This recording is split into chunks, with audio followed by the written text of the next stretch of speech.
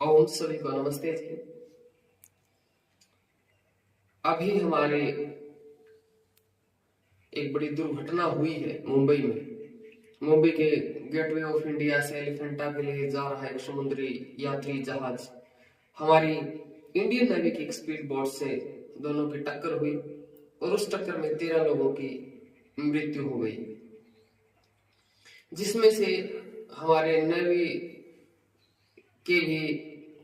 Boat में सवार 3 व्यक्तियों की तत्काल मृत्यु हो गई। और उसमें हमारे करमवीर जी, जो गुरुकुल में जिनका आना जाना रहा, हमसे जुड़े हुए हैं, ब्रह्मचर्य बहुत रुचि रखते हैं, वो बड़े गंभीर रूप से घायल हुए और वर्तमान में वो हॉस्पिटल में एडमिट है। उनका उपचार चल रहा है। 2 साल से तो निरंतर वो उत्तम संतान के लिए ब्रह्मचर्य पालन में है। और ये उनके ब्रह्मचर्य का प्रताप है कि बहुत गंभीर स्थिति होने पर भी अब उनका शीघ्र ही स्वास्थ्य लाभ उन्हें होगा। और आज हमने गुरुकुल में भी विशेष यज्ञ किया। जो मृतक परिवार है उनकी आत्मा की शांति के लिए, उनका आत्मबल बने, परिवार इस दुख की घड़ी को झेल सके और करमवीर जी को भी शीघ्र स्वास्थ्य लाभ हो, ऐसी परमात्मा से हमारी प्रार्थना है। देखो,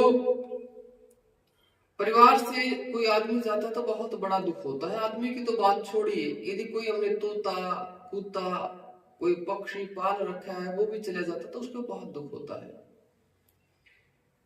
लेकिन इस दुख की घड़ी में कोई हमें वास्तविकता बता दे, हमें कुछ सत्य सिद्धांत बता दे, तो थोड़ी सी आत्म शांति मिलती है।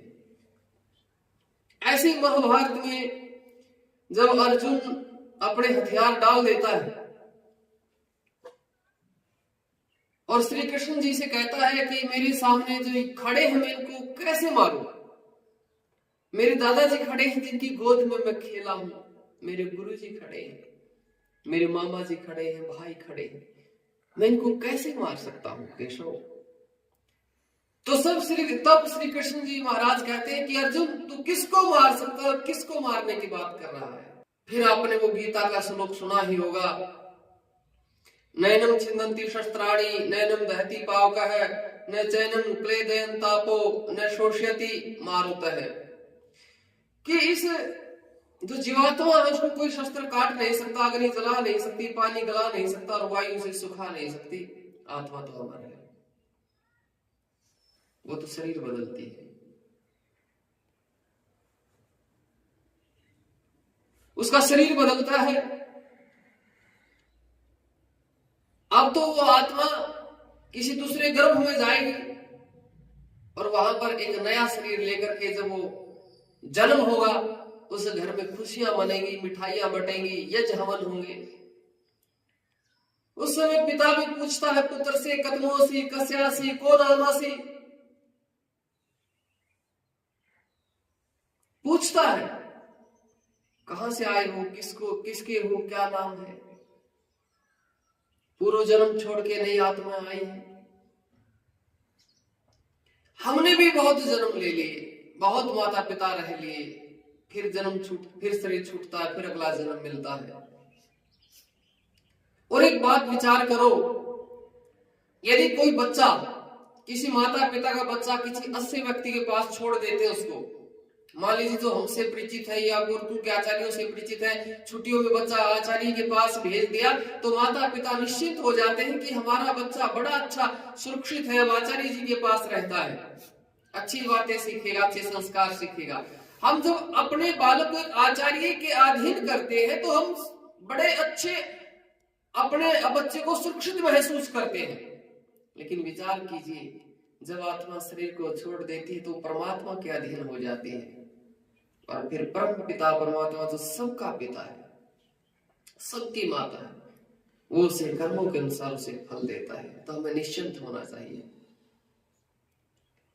हम कामना करते हैं, प्रार्थना करते हैं परम पिता परमात्मा से कि इस दुख की घड़ी में उन परिवारों को आत्मबल प्रदान करें और हमारे भाई करमवीर जी का